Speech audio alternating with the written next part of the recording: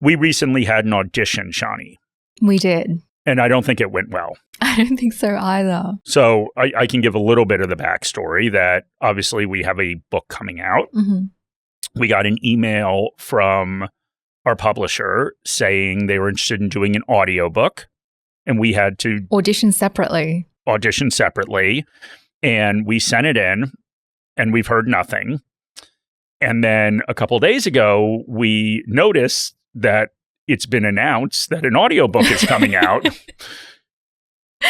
So if you're out there and you're going to voice the book, we'd like to know, please. Which I'm not totally surprised about, because we get a lot of comments on YouTube, and everyone's like, for your comments, they talk about how beautiful your voice is. And then they make fun of me, calling me Seth Rogen or Kermit the Frog or Fozzie Bear. There was a comment on YouTube which actually made me laugh recently, which was, it's nice to hear Seth Rogen explaining CGT to me. Yes. So anyway, it's not surprising. I hope they get good people to play us. Yes. I mean, who would you want? Oh, I don't know. Any voice that's not mine. But I do think that they should have the authentic accents. I think so too. I know that I'm asking a lot here. Yes. Well, we'll see. We'll see when it comes out. It's supposed to come out on October 6th. Yeah. It's gonna be very strange listening to somebody else tell our life stories. Yeah. I'm listening to this book right now, Young Churchill. Mm-hmm. Surprise. Come on. Anyway, he wrote it. Churchill wrote it. And the guy that's doing the audiobook reading is clearly trying to do a Churchill impression. It's all very strange. That's quite funny. It actually makes me want to listen to it. Yeah, especially since I'll let you listen to a little bit, because Churchill had a speech impediment.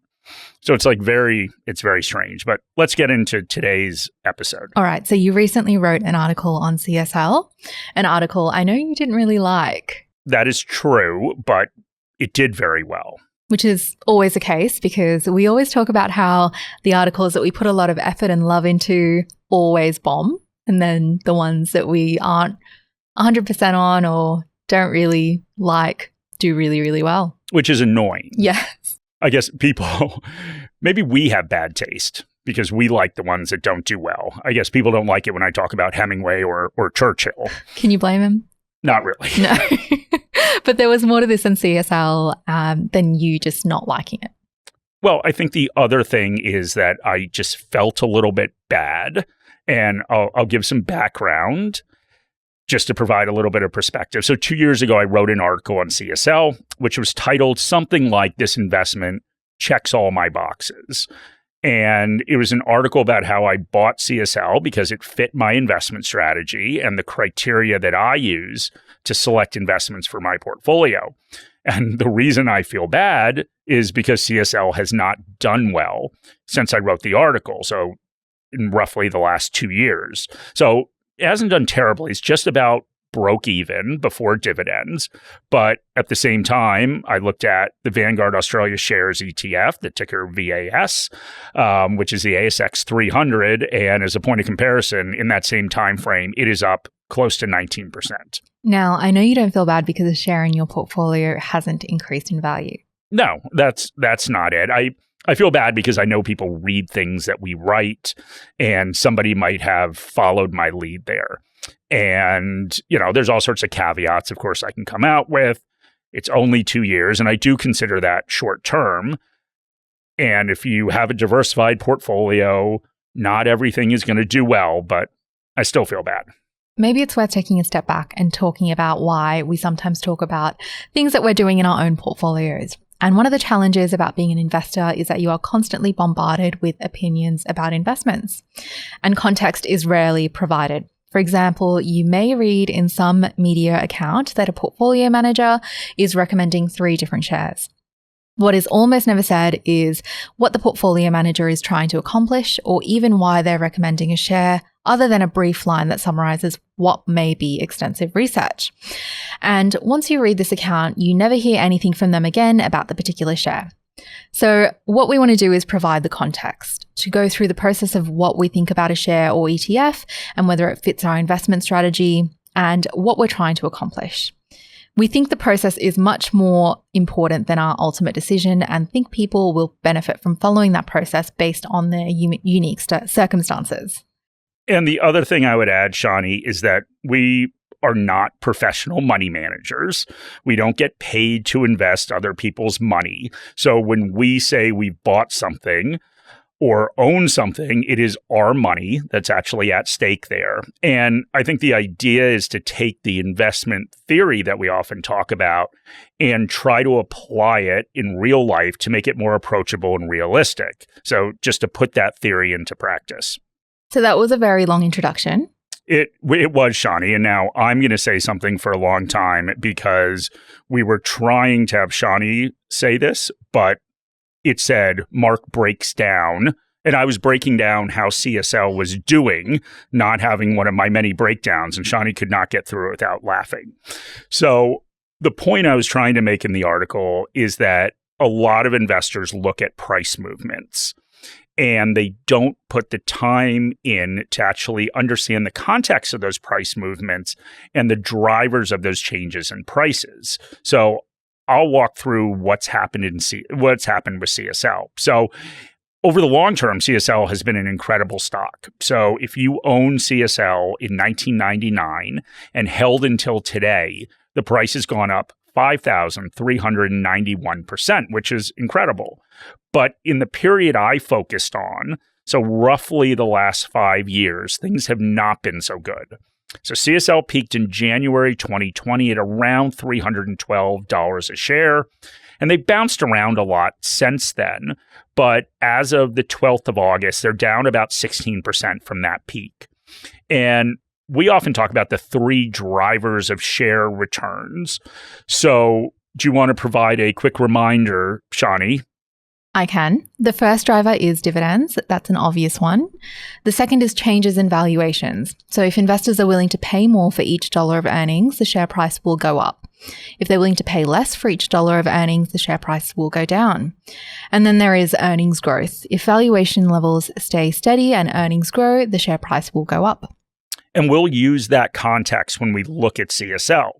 So between fiscal 2020 and fiscal 2024, earnings grew just under 25% in total. So given the fact that earnings were growing at CSL, the decline can be attributed to investors paying less for those earnings, and that is the case. So the average annual price to earnings ratio in fiscal 2020 was 40.8. In fiscal 2024, it was 32.5. And valuation levels are all about expectations for the future. Now, in the case of CSL, we can see there is a difference between the valuation level on the share and the overall market. Market valuation levels are higher. As Mark pointed out, the valuation on CSL is lower. So investors are clearly less confident with the prospects for the company. And in the case of CSL, this was a bit of a perfect storm, as there was this constant stream of things for investors to worry about. There were issues collecting blood during the pandemic, which led to margins dropping in CSL Behring, which is their largest division. There was a company they acquired, V4 Pharmaceuticals, that investors weren't crazy about. There were worries about weight loss drugs and how that will impact their chronic disease treatments. And now there are the Trump threats on pharmaceutical tariffs. And one thing you noted in the article was that in 2020, CSL was trading at 40 times earnings.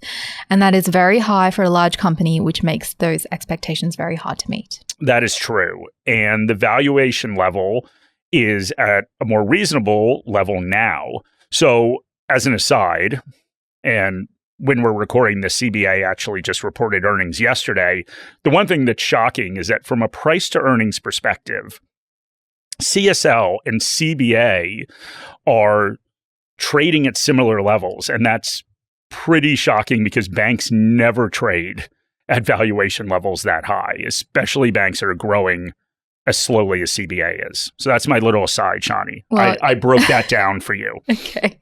Well, we can't go a day without someone saying how crazy what's happening with CBA is. So thank you for filling that quota. For the past 5 years, we released a weekly podcast to arm you with the tools to invest successfully.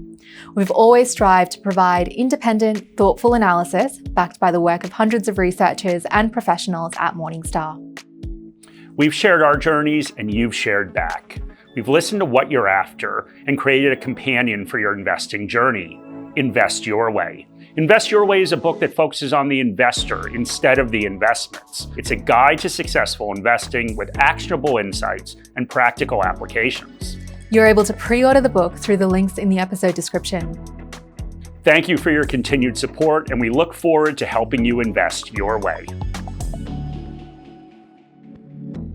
Let's get back to CSL. So you've walked through the context of why CSL has performed the way it has, but why don't you talk about why it fits your investment strategy? And this is the most important part of the whole episode, other than the introduction, us talking about our failure at our audition.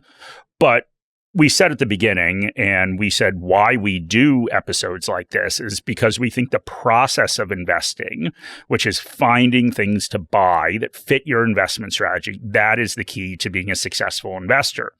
And your investment strategy is aligned to a goal, and that takes your edge or competitive advantage into account and also looks at your temperament and what you're comfortable with as an investor.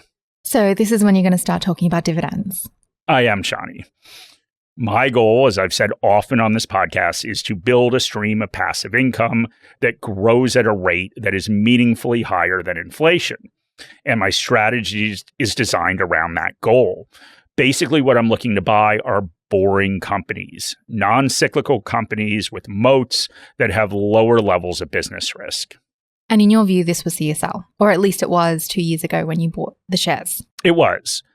As I said at the beginning, CSL checked all of these different boxes, and there is more detailed criteria, but at a high level, those are the criteria that I have when I look for investments. So CSL had a moat, it had lower levels of business risk, it was non-cyclical, it was in good financial shape, and more importantly, for the timing of my purchase, the shares had fallen since that high in 2020, and they were trading at a more reasonable valuation level. So how have things gone on the dividend front since you purchased the shares? The dividend at purchase was $3.38. Today, it is more than 25% higher at $4.25.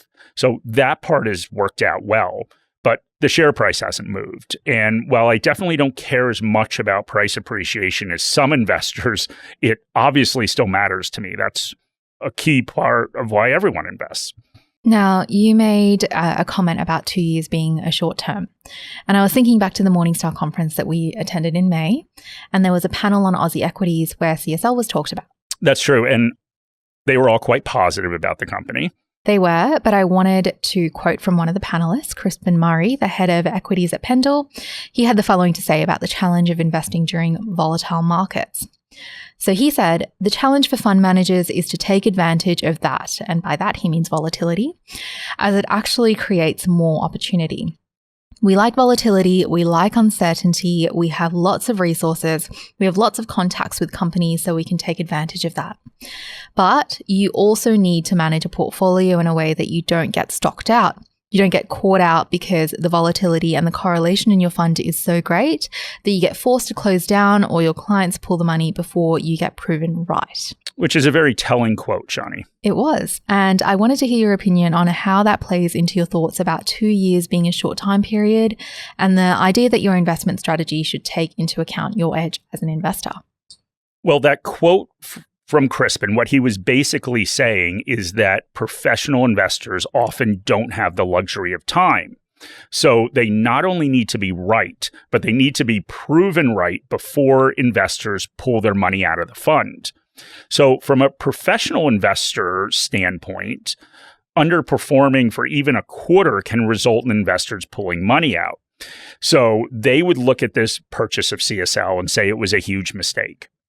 For me, I have the luxury of time and don't have any of those structural impediments that influence how I invest. And so to get back to part of your question, that is my edge. That's what I think my edge or competitive advantage is as an investor. So you're kind of alluding to your answer here, but what are you going to do with your shares?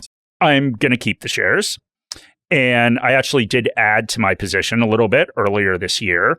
I'm obviously happy with the dividend growth and expect that to continue, but I also think things will work out from a price perspective. The shares are cheaper than they were in 2020, and our analyst Shane thinks earnings will grow 12% a year for the next 5 years. And if that happens, it would contrast with the ASX index, as many companies in Australia are growing quite slowly.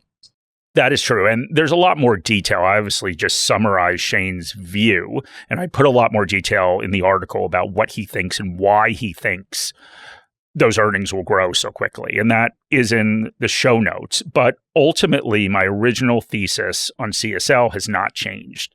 It still meets my investing criteria that's outlined in my strategy. It still has a moat. It still has lower business risk. It's still in good financial condition.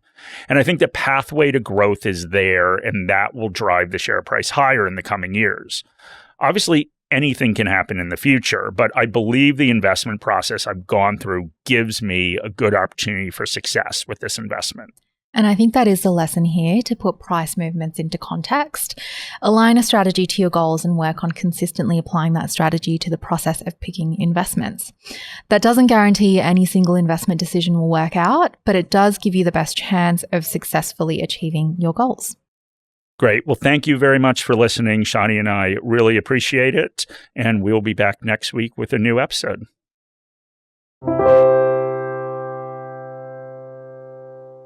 This video has been prepared for clients of Morningstar Australasia Pty Ltd and or New Zealand wholesale clients of Morningstar Research Ltd.